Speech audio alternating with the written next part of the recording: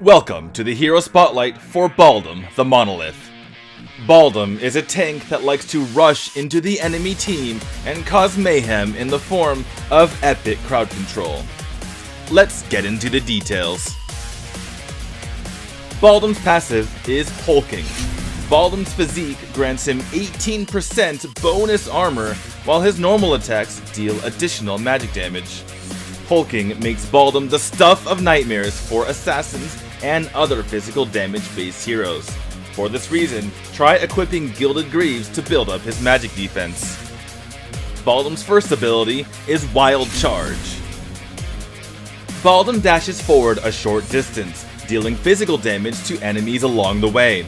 He stops when he runs into an enemy hero, then swings his totem and tosses the hero behind him, dealing additional physical damage equal to 8% of the target's maximum HP and slowing the target's movement speed.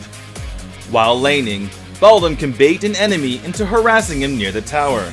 Once they're close, use Wild Charge to get the enemy within the tower's attack range to pick up an easy kill. Baldum's second ability is Wild Stomp. Baldum stomps the ground, dealing physical damage to enemies nearby and reducing their movement speed.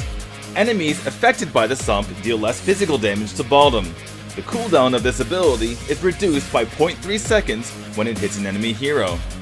Use Wild Stomp to further reduce the physical damage dealt to Baldum. This is especially useful when the enemy is grouped together, as each successful hit on an enemy hero will reduce its cooldown. Baldum's ultimate ability is Wild Prison.